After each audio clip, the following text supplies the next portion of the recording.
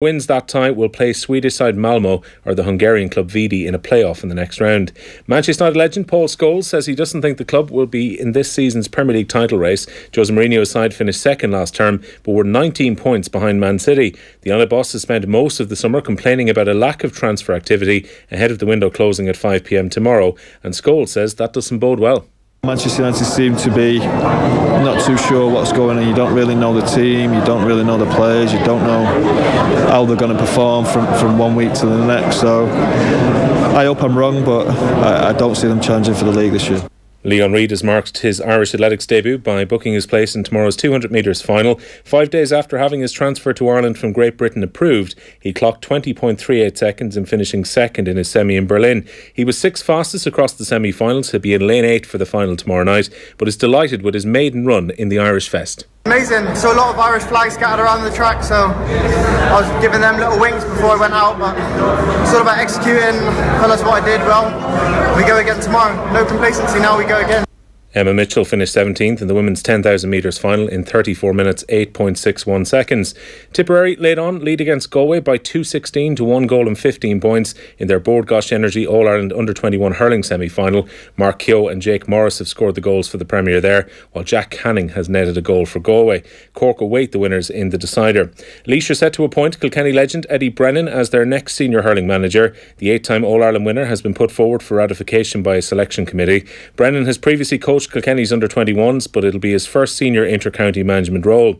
James McGrath has quit inter-county refereeing after being overlooked for the upcoming All-Ireland hurling final. The Westmeath official says he feels betrayed by the association and says his decision is irreversible. McGrath had taken charge of the All-Ireland final replays in 2012 and 2013. Katie Taylor's next world title defence is on the move. Her bout against Cindy Serrano will now take place in Boston rather than Chicago. It's on a new date of October 20th after a change of plans by promoter Eddie Hearn. It'll now be in the undercard of Billy Joe Saunders' WBO World Middleweight title defence. Offaly's Dara Kenny has won the opening day's feature, the Sport Ireland Classic at the Dublin Horse Show, and Hoth Yacht Club teenager Aoife Hopkins has taken gold in today's laser radial event at the Hempel Sailing World Championships in Denmark. The Trinity College student had led at every mark on the course to win with more than a minute to spare. The result now moves her up to 44th place overall. Time for the football show. The Football Show on Off the Ball. In association with the faster-than-ever Boyle Sports app. Multiples made easy and personalised content on every sport. Download it now. Boyle Sports. Time to play. I'm prepared to do anything I can to play my country again. Do it then. What about your start to the game? It wasn't bad, was it? Why should there be an honest answer be a mistake? How can a modern-day manager not have a mobile phone? Why should he?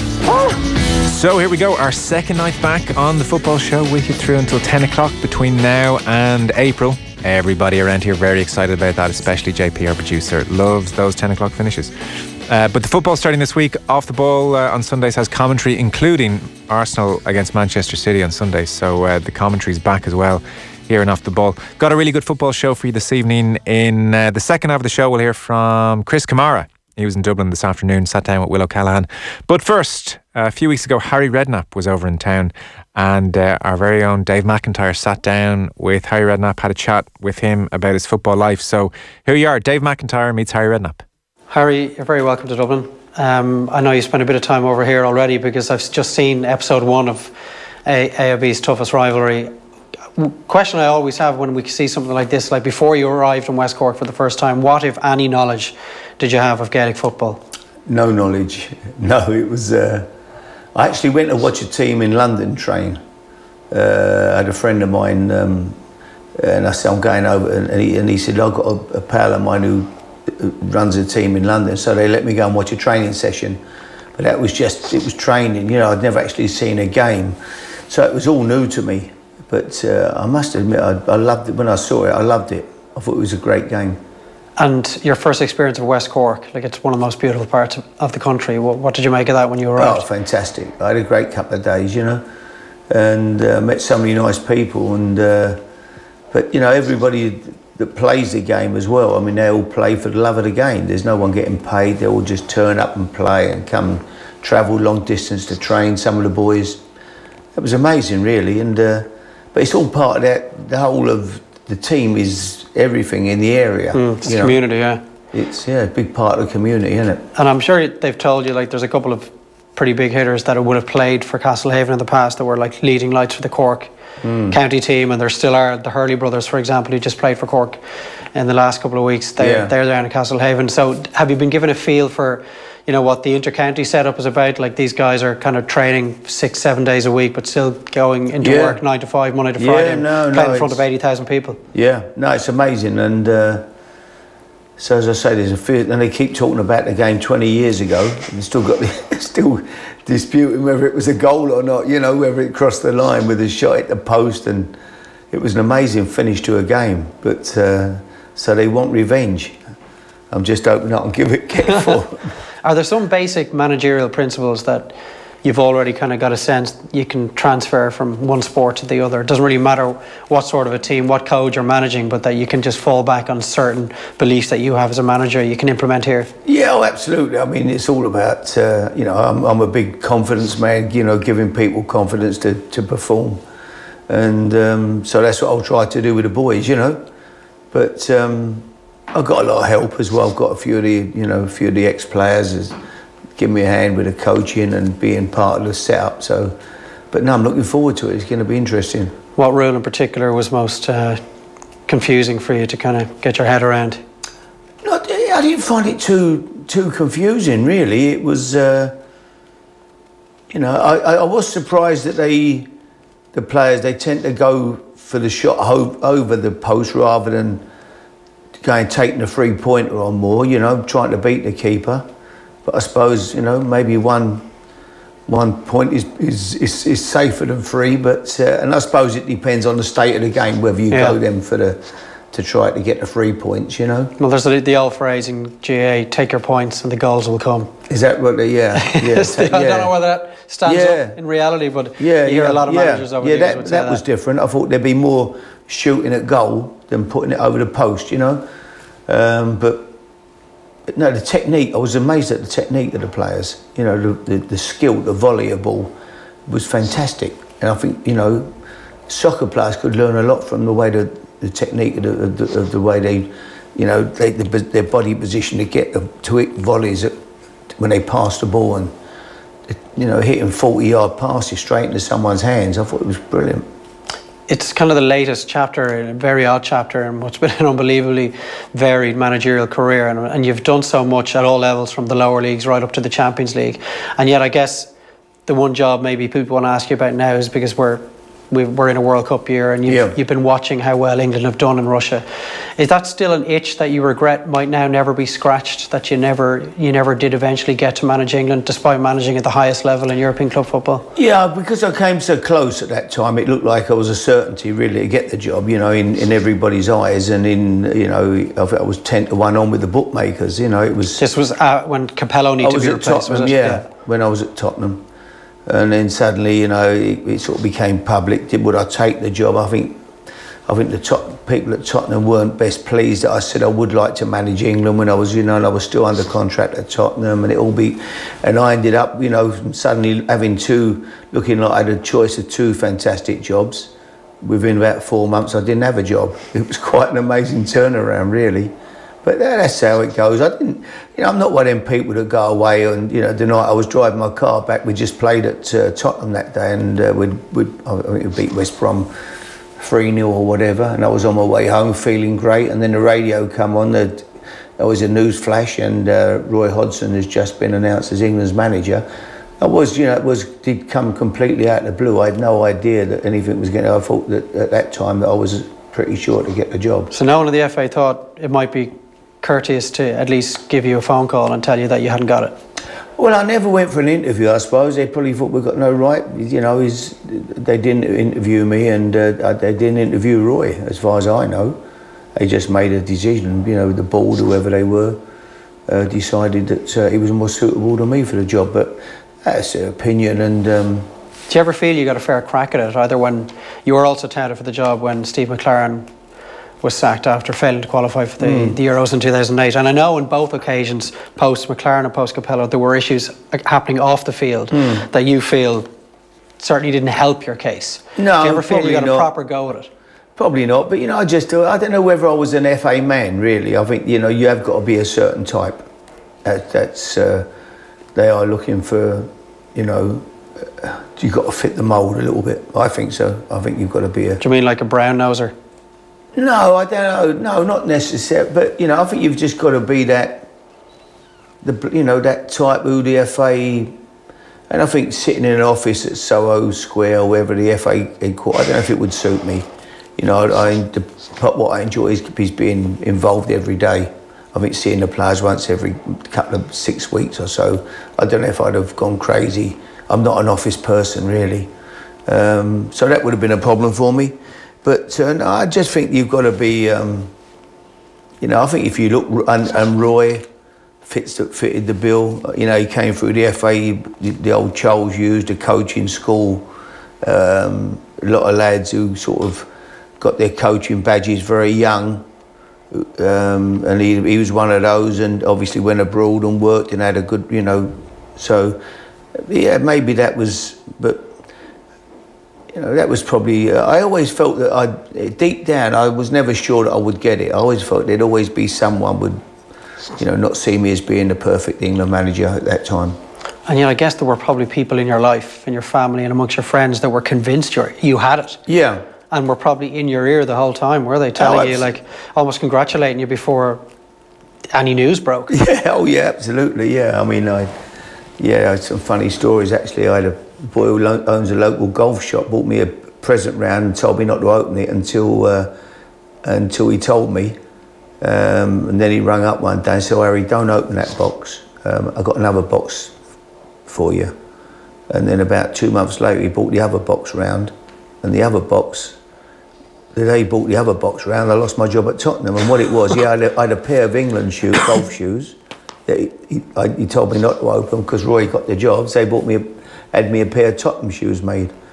And when he brought the Tottenham shoes round, the day he brought the Tottenham shoes and dropped them off at my house, I was in London, lost my job at Tottenham. So I did say to him, look, I'll give you 10 grand not to buy me another pair of shoes. But he actually bought me another pair of QPR shoes that I left of my own accord there, so it wasn't a problem. You mentioned how, maybe having to go and watch these endless amount of games as England manager, sitting in the stands with no control over what's happening, not being able to work with the players every day. Like, that's what you loved doing, wasn't it? I mean, that's what made you tick. Putting the tracksuit on and pulling the L boots out of the cupboard and getting stuck in. Yeah, I think being around players every day was the buzz that I enjoyed most, Look, watching the games is not a problem. Saturdays and going to watch games or midweek, but I think just sitting around an office all day and a lot of, I don't know, it always struck me as a bit like being the Queen or when you've got to keep going to functions and public functions, I would find that very difficult, But, no, listen, it's and it's a job that everybody's been slaughtered at some time, the England job. Everybody has, even Bobby Robson, people forget, the grief that Bobby got when he was alive. There's no happy ending. No. Whereas Gareth now, obviously, it's going great. Suddenly, everything's fantastic for him. And if we win the World Cup, he'll probably get a knighthood, which is great. I mean, that's how your life can turn, and it sums up the silly game that we're in. When you can win 5 or 6 games and you're the greatest thing in the world, you lose 5 or 6 games and you're useless. I mean, that is football management now. And I mean, there are so many examples of you as a manager on that training pitch every day, making players better than they were when you first got your hands into them and got to spend time with them. And yet, a lot of people think of you, they think of that video where you're clearly very annoyed by this wheeler-dealer tag that a reporter throws at you. Do you think that perception of you takes away from some of the achievements that you've enjoyed as manager, beating the odds, bringing clubs to places maybe where they didn't feel they could ever be? Yeah, I think what happened, with me, I always took over clubs that were at the bottom of the league when I took them. That's why you get a job. I started out at Bournemouth, so for me to get a job, at West Ham, they'd been relegated, and then they were, and then I'll go to Portsmouth, who have been in the bottom 5 about 4 years running, and when you go into them clubs, you've got to go and change the players. It's not that the previous manager was useless or whatever. The players, a good majority of them are not good enough, so you've got to go and change them. So that's why I would have to go and bring players in. So, you're wheeling. Of course, I've not gone in and thought, this team's finished. in the bottom 6 or bottom 5 4 years running. I'm going to keep the same group. I can get them promoted. I couldn't do. No one could do that. You know, Pep Guardiola can't walk in suddenly. No disrespect. Let's say he can't walk into Huddersfield and get them into the top 6 next year. You know, he hasn't got a magic wand. You know, it's about having good players. And you know, I went in and I looked at the staff and thought I need to get a few decent, change this group around. But I guess every manager has to. Recruitment is such a major part of being a good manager. Absolutely. Is it the murkiness of the term that annoys you more than anything else? It implies. The wheeler dealer phrase implies something else. Because maybe I had a Cockney accent, you know, people think, maybe it was, that's all part of it. But no, I was into coaching. I got my coaching badges when I was 21. I mean, so I was certainly into coaching. And I grew up under probably the best, and still the best coach I've ever seen in my life was Ron Greenwood, who managed us at West Ham. And I grew up with great coaches. The whole West Ham Football Club, when I was a 15-year-old, when I left school, you know, we'd sit in the cafe and we'd listen to Noel Cantwell and we'd listen to Dave Sexton and we'd listen, you know, Malcolm Allison and all these great managers who played at West Ham, went on to become great managers. John Bond, they were all there at the time. You know, Frank O'Farrell was previous, who managed Man United. It was a club that produced managers and people who understood coaching and really were into you know, great students of the game. And I grew up with them people, so it wasn't like I'd sort of, you know, just thought it's all about wheeling and dealing. I love coaching. I used to go into schools coaching every afternoon of the week when I was a player at West Ham. You know, we used to get £2.50 an afternoon, but when I finished training, I would go straight into schools in the area around West Ham and coach the kids. I used to do 4 afternoons a week, and I was only like 20 years of age when I was doing that. So I'd always loved coaching. So when people, you're not a coach or you're not, as though you're just a wheeler dealer, I found it very disrespectful, really. Yeah, I doubt it doesn't help you when people keep throwing that video around either. It's probably quite annoying. Yeah. I always remember Alex Ferguson talking about Paul Gascoigne as one of the real regrets of his managerial career when he sees where Gascoigne's life went and the path that he went down. I guess Ferguson, being the kind of guy he is, always feels that he could have maybe put the arm around the shoulder and prevented him from falling into some of the pits that he did in years to. And the parallel for me, from your point of view, is Di Canio. That there was an awful lot of managers wouldn't have touched him with a barge pole. No. So why did you? Clearly the talent was there, but surely there must have been party that thought, like, this is going to be more trouble than it's worth. No, I thought he was a genius, you know, and I used to watch him when he was at Celtic, and he was like a little kid playing in the playground. You know, he'd run and take a corner, and he'd want to take the throw. He was just wanted to win. And suddenly, when he became available, after he pushed the referee, Mr. Alcott, over, and he got the ban, and I just thought, no, this is amazing talent. And I, remember reading the news. You know, one guy wrote a big article out, I'm walking a tightrope without a safety net underneath.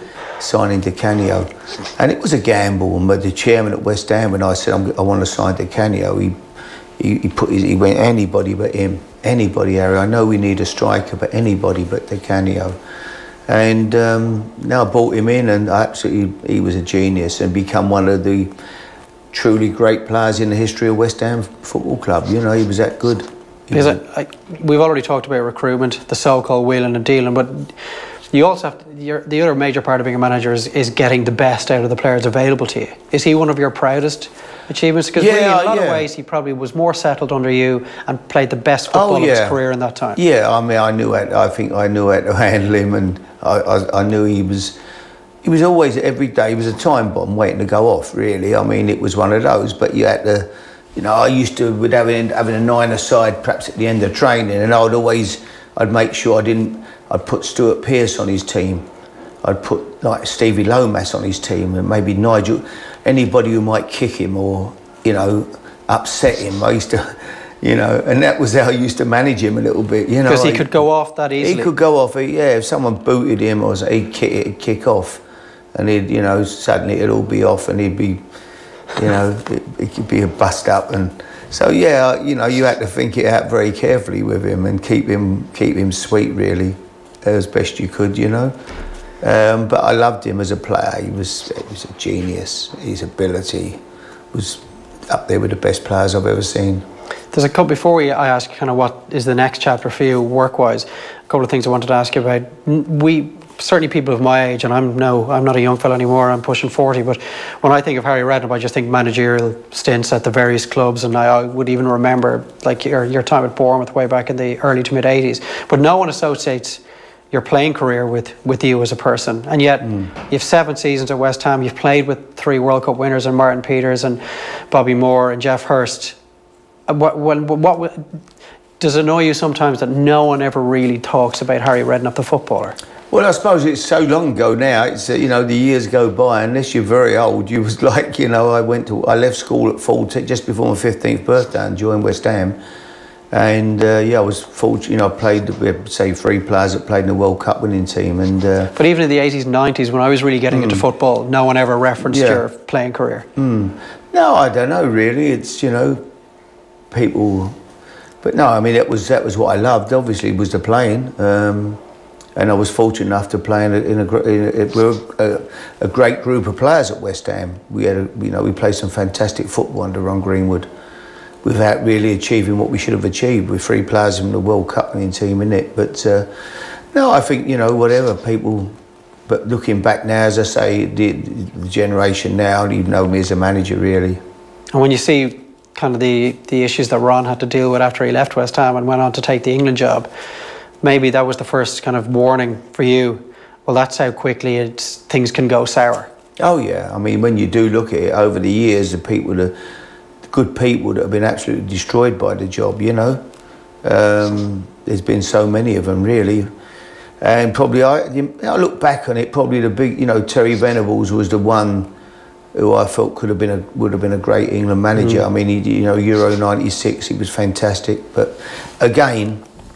They couldn't wait to get rid of him, really. For whatever reason, he didn't fit the mould of what they were.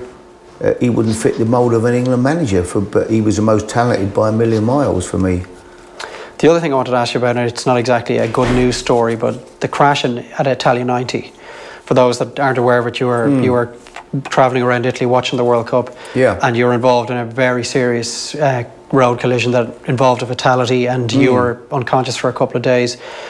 When something like that happens, like how different is your outlook on life afterwards in comparison to before? Or maybe you take certain things for granted and you just kind of go along your merry way. When you're that close to death, does it change the way you looked on the world, both professionally and personally? Yeah, I mean, that night was, I'd been to watch the Republic of Ireland play Italy when Schillaci scored. And we came out and sort of got in the car heading for home and making plans for next day, going to watch England and Cameroon play.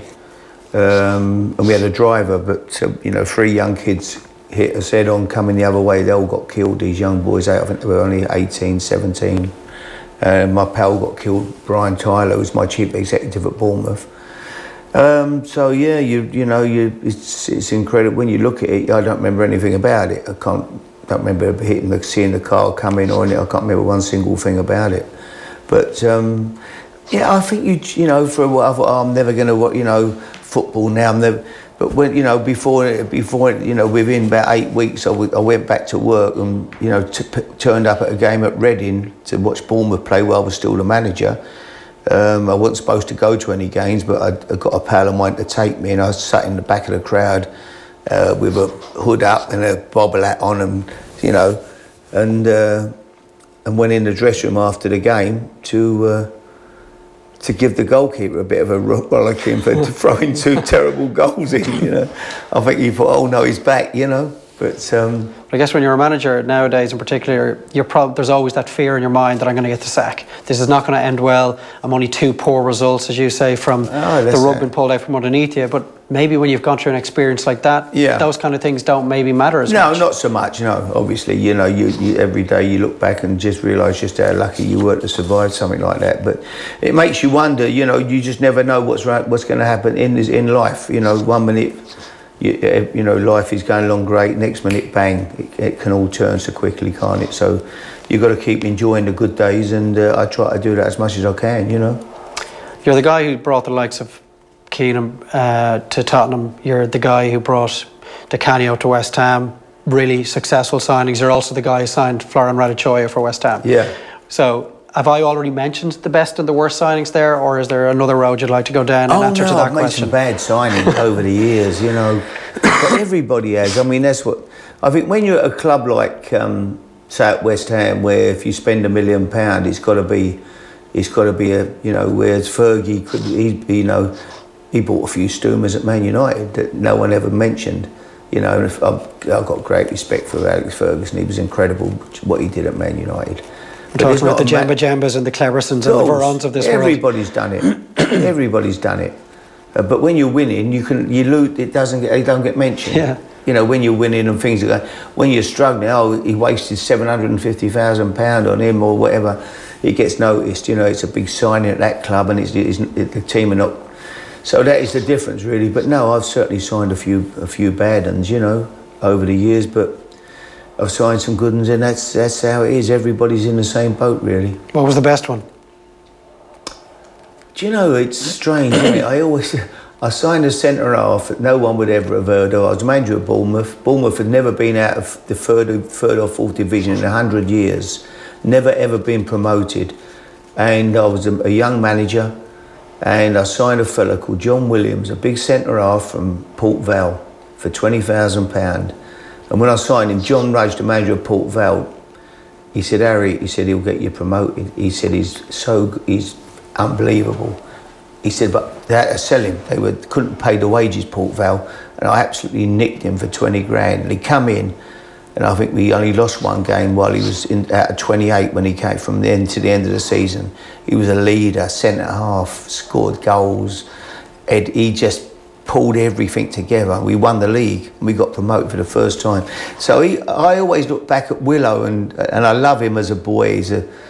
He's about 24 stone now, unfortunately, John. He still does a bit of commentating for Bournemouth games. But he was a lovely, lovely character, and he was a great signing, but he'd be one that no one had ever heard of. Yeah. But he put me on the road, really, without Willow. And we won the league that year, and it sort of set me on the road to a long career in management. It's 35 years ago, so it's clearly an outstanding memory for you. Yeah. Your latest job was the Birmingham job last year. Yeah. Are you on the slow road towards retirement? Are you still available for the phone to ring? It came along, yeah, because I love it. I don't think I could ever say no. You know, if someone rang me up and said, do you want to have a go and do, if it was something worth doing, I would do it, you know? Yeah, I still miss that going in every day. I have to be doing something. I'm not a person, every day I'm somewhere doing something, going somewhere, you know, and that's what keeps me going, really. I think if I'm not one for sitting indoors watching TV all day, or, you know, that would kill me. I have to be out busy, you know. And I can't play golf every day. The weather don't let you play golf. I'd play every day if I could. But so I know I need to be doing something, and, you know, going into, I like being around footballers, you know, and even young guys. I still think there's a lot more can be done to help young players, you know. I think that there's not enough interest. We've got to start producing more young players at football clubs, you know, and I think there's so even going to talk to you know, people at football clubs, you know, whether it's the youth coaches or whatever, and, you know, I think people get discarded too easily at a certain age when they've got experience, and they can be a big help at a football club. And I think even as a buffer now between a busy chairman, like there are a lot of busy chairmans now, and a younger manager, somebody who can go in and sort of be around and a sounding board for a young manager, someone they can talk to. Not quite a director of football, but something in between. Somebody, yeah, in between. It's not the money. It would be something that I would enjoy doing, you know. This year I'll probably go and watch Derby play quite a lot. I'll go and watch Frank play. He's my nephew, and so I see myself going to Derby and watching, you know, at least, you know, quite a few games there and following his fortunes this year. Has he asked your advice much? No, I speak to him. Obviously, his dad's he's very close to Frank Senior, you know, who's my brother-in-law, and so he's got a great, you know, Frank knows the game inside out anyway. But no, I'm always there, and I do speak to Frank. When he got the job, I actually spoke to the chairman at Derby before I even asked Frank if he was interested. I rang the chairman at Derby and said, listen, take Frank Lampard as your manager. And he was a bit surprised at the idea, the chairman at Derby. I finally talked him round to it and managed to get him to have a meeting with Frank. And after he met Frank, he went, my God. He said, it's fantastic. And it'll be interesting to see how it goes. Well, look, we may see if things go well, if Castlehaven wipe the floor at Erin's Isle, we might see on the sidelines of a GA pitch at some stage in the future. I'm ready. If I can't beat that Italian, I'm in trouble. But no, seriously, he's a great guy. I'm looking forward to seeing him. I love him. He's great company as well. We'll have a few glasses of wine, I'm sure, and we'll have a bit of a crack. But I've got to win. I've got to win. I can't lose. If I lose, I'm going to be devastated. Your reputation will be in tatters. Well, I'll never be back in Castlehaven again. And they're going to, as I said, I'm going to get a car ready in case we're getting beat. I'm going to have to get out of there a bit lively. Harry, it's been a pleasure. Pleasure, lovely talking to you. Really appreciate it. Top man, thank you. Well done.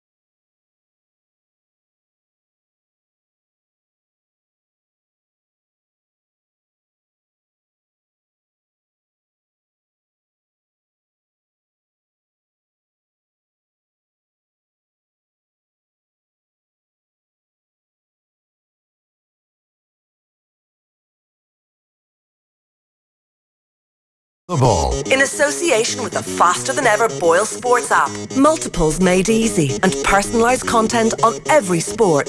Download it now.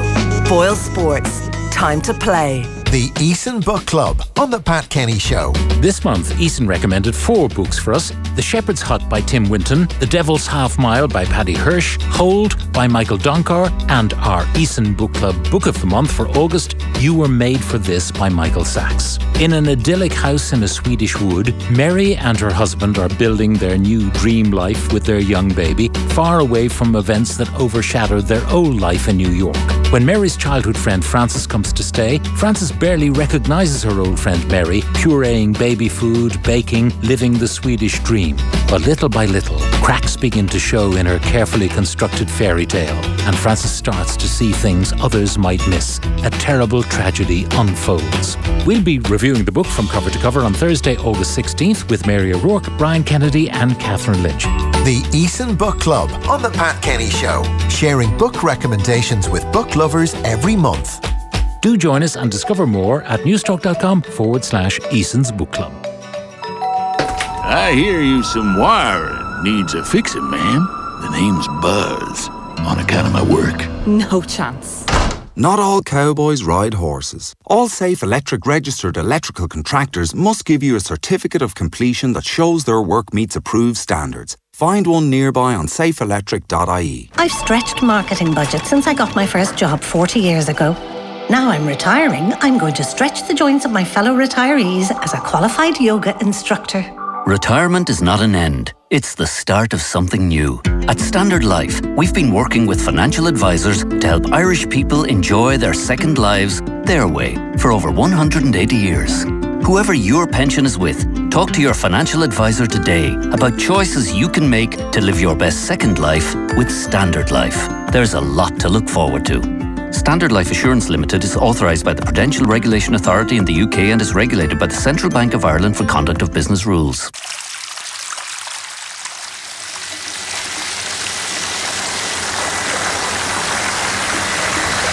On average, we each use 129 litres of water every single day. Find out how we can all use a little less at water.ie.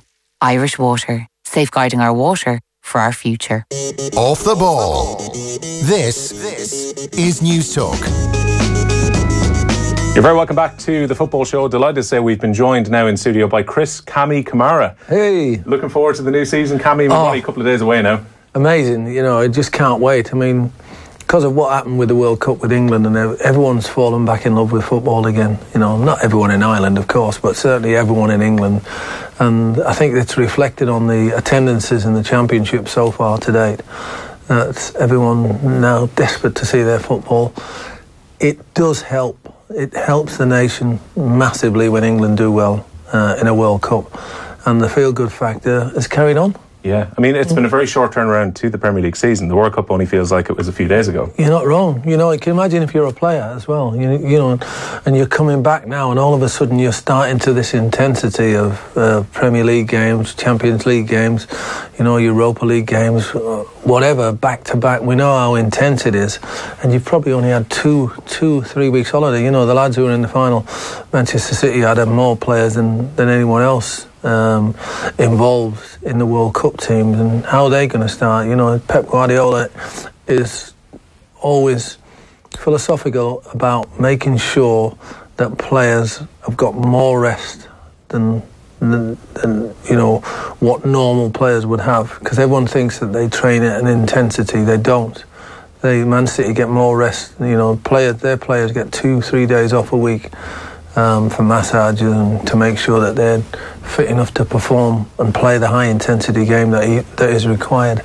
So knowing him now, he's probably thinking and looking at players and monitoring their fitness and thinking, can I throw them in straight away? Do you think that's a factor maybe for the first few weeks of the Premier League season as well? Because you look at, say, the amount of players in the Premier League, as you mentioned, that were in particularly the semi-finals of the World Cup. Some that got to the final with France as well. Yeah. A lot of those are just back. Some were still on holiday up until this week. There's some really big fixtures in the first couple of weekends. We're looking at Man City, Arsenal, Chelsea on the second weekend as well. Do you think that's going to affect some of the early season form? Possibly. You know, obviously we'll never know until it actually takes place, and then, you know, people will look back at it and managers will say, well, you know, I've got a couple of players who were tired. You know, they worked so hard during the World Cup that they need a rest. They needed long rest in between. So basically we'll see some players will be quite happy to get back. The hardened players whose fitness can go virtually throughout the season now, because players don't do what we did back in the day where you got 6 weeks off in the summer or 8 weeks off in the summer and you didn't do a tap. You know, you just had a few beers, went on holiday, laid in the sun, you know, and then all of a sudden you got to go back and you got to do this massive slog of pre-season training to try and get yourself fit again. Players, that doesn't happen anymore. Players keep themselves ticking over all the time. It's just, you know, whether they've come to a situation where, you know, they need lots of breaks in between. And those breaks probably in pre-season very different to your day as well. I mean, I remember reading when you were at Leeds, you come to Dublin to play Shelburne in a pre-season friendly. You look at the air miles that some of these Premier League clubs have built up over the last few weeks. Some have gone to Asia, like Arsenal. Many of the teams went to America for pre-season as well. It has to be quite tiring right in the eve of the season. I know there's commercial benefits to it, but... Yeah, well, most of those were quite, you know, spaced out enough. When I looked at some of the teams that they actually played, you know, Manchester United versus Liverpool, it wasn't full strength out in America. So, you know, that, you know, the big boys who were still on holiday and all that. But that's always going to happen. You know, the big teams get big money offers to go and play in the States, in Dubai, you know, in Australia even. And that's the only worry if we do have a winter break, whether they would still continue to do things like that rather than give the players time off. It's going to be very interesting for the next World Cup in Qatar when it is actually in the winter. And as soon as the teams get knocked out of the World Cup, do they then immediately want their players back, you know, without a break, and throw them back into the Premier League as soon as the World Cup's over? You know, that would be interesting. You know, they've got the luxury of, you know, a month off from the World Cup this time around. In Qatar, it'll be straight back to their clubs. In terms of the World Cup, you were somewhat of a jinx on England because you went to one game. They lose the semi-final. I did, the semi-final. Well, I'm a jinx as an England fan anyway. Me and Jeff Stelling went to the 2002 World Cup in Japan. To be fair, that was a great World Cup. We really enjoyed that. And then I followed England, you know, mostly with Jeff as well. Although he didn't come to Brazil and he didn't come to Russia this time around with me. But it's been painful. Been really painful, and then to watch it this time around and watch England progress in the way that they have under Gareth Southgate was just phenomenal. And I'd sort of like made my wife a promise, because we were in the stadium in Marseille in the Euros when England played Russia, and the Russian fans attacked the England fans in the stadium, and she went, "You're not going to Russia, are you?" And I'd sort of like made a promise.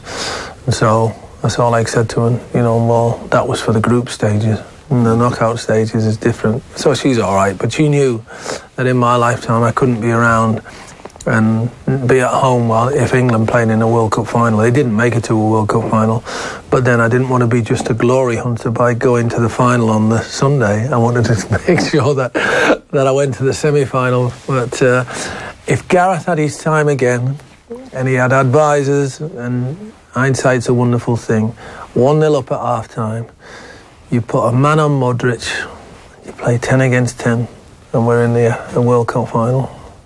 Gareth didn't get a full cycle going towards this World Cup. He had to step in, obviously. I'm around. Holland, you know, who didn't even qualify, will be better. So all these other teams, you know, because when you're an England fan, you're so insular. You think, all right, great, you know, we've got to the semi-final. Don't worry, the next time we're going to improve and we're going to be in the final. But all the other teams are going to get better as well. So, you know, that was the best opportunity I think that we've ever had of getting to a final. And I'm not sure that opportunity will come round again. You mentioned you and Jeff Stelling travelling around, and you did the toughest challenge last year as well. Are you guys extremely close off TV as well? Yeah, we're best mates. Jeff's my best mate in Sky, and we get on so well. And doing the GAA was just something else. You know, it really was. And doing it at the grassroots level, learning about the sport from the start, learning the rules and the laws of the game all the way up to the final at Croke Park was just, well, Jeff described it as the best week of his life, and I would have described it that if I could have remembered it. So, but those Guinnesses don't make you feel good the following day. I'm not sure after the chase last year you had to make from goals on Sunday to actually get to Croke Park you'd be able to go to the final again. But going back to another All-Ireland final, is that something you'd be tempted to do? Oh yeah, it was brilliant. The atmosphere was amazing, and it was incredible really because of the fact that I got to the 3 o'clock kickoff, having not come off air until 1 o'clock down at Sky. People were saying, well, goals on Sunday must be pre-recorded and you don't do it live. No, we did do it live. And I had a motorbike waiting to take me to a private airport, and then got on a plane all the way to Dublin, and then a bike waiting for me at Dublin airport, and still to get there in time for the kickoff was just, it all added to the day. And then that roar when the teams came out was wow. And then when the game kicked off, it got even louder, that crescendo.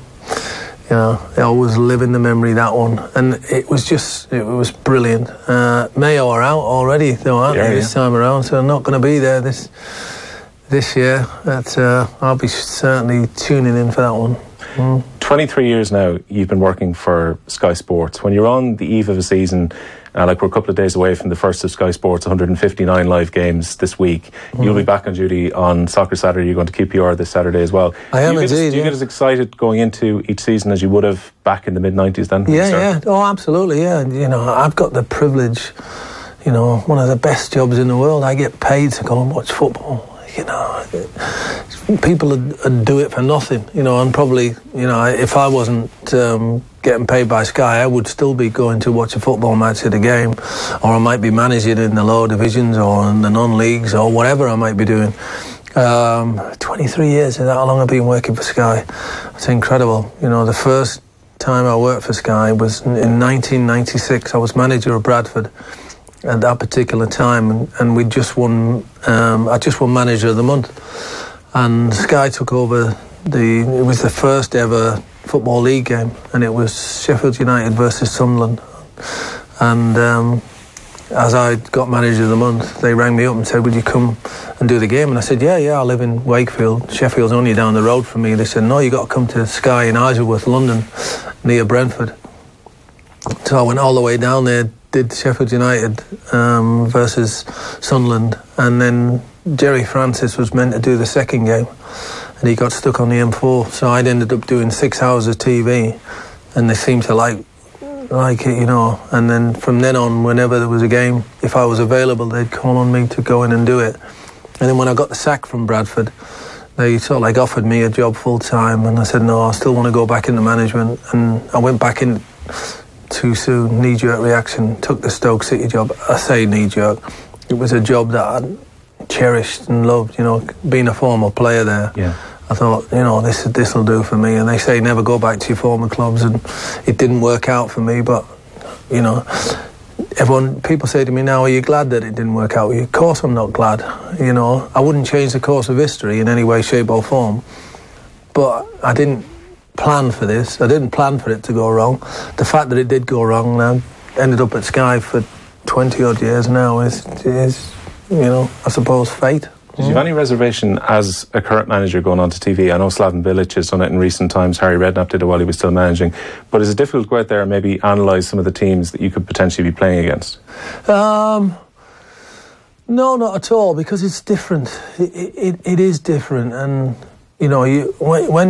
when a TV company asks you to go on and review a match that you're watching, you're going on to give your opinion of what you see there and then. It isn't an opinion of how you would do it, how you would change things.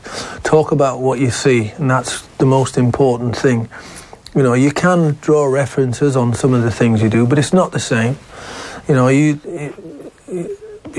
As a manager, you might make a substitution, and all the pundits and the commentators say, "Oh, I wouldn't have done that, I would have brought so-and-so on."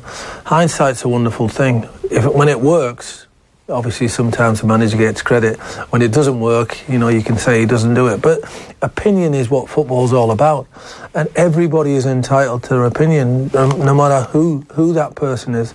If that's your opinion, then why should I be the person to tell you what you say is wrong? Because what you believe in. So, fine, go for it. Was that part of maybe when you started interviewing managers after games? Because I think probably everyone kind of, when they think of you, they might think of Unbelievable Jeff, they might think of the skit where you took off the clothes during the middle of the reports. But you did, some serious manager interviews after games as well. And I always found when you did them, you tended to have a certain sympathy towards the manager you were interviewing. Were you coming at it maybe from a perspective that you knew what it was like? Yes, yeah. To be fair, I knew when things weren't going right as a manager, and that interviewer, the first thing he would do was get you angry, and because that was the reaction that he wanted. And you'd see yourself sometimes on camera after doing interviews, and you think, "Oh crikey, why didn't I just have 15-20 minutes away? Why did I let my anger come out on the television afterwards?" And so as soon as I went into the TV side of it and they asked me to start doing the interviews, I thought, right, I'll try and come at it from that point of view, sympathetic point of view, to try and get more out of the managers. And it did it that way. And Sky loved that side of it and elevated me to do at Cardiff, the Millennium Stadium, Liverpool versus Manchester United. And Liverpool won, and I was meant to interview Gerard Houllier, the winning manager. But Jeff Shreves didn't do as he was told. He ran on the pitch while I was interviewing Michael Owen and interviewed Gerard Houllier. So I was left with Sir Alex. and Sir Alex is in the in the dressing rooms in the stadium for a good 40 minutes after the game. been berating his players and everything else like that.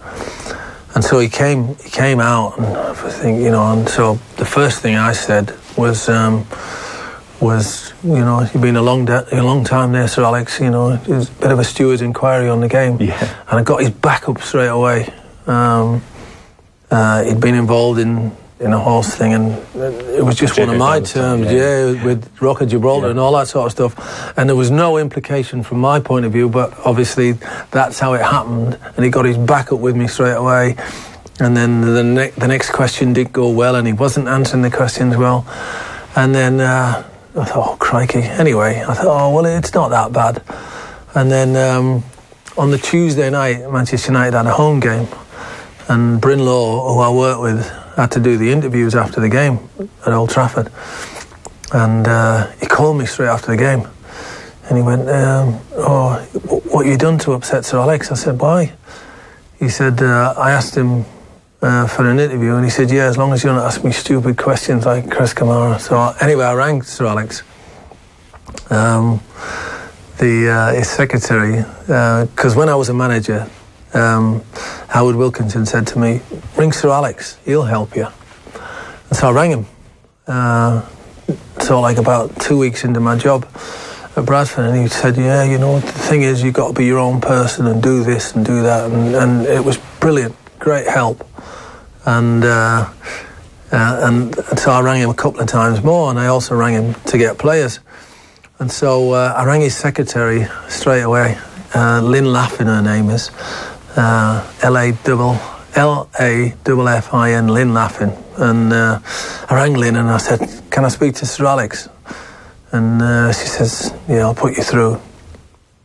Anyway, he didn't take my call. She said, oh, I've told him. Anyway, she rang me back about 2 hours later and said, I've got Sir Alex for you.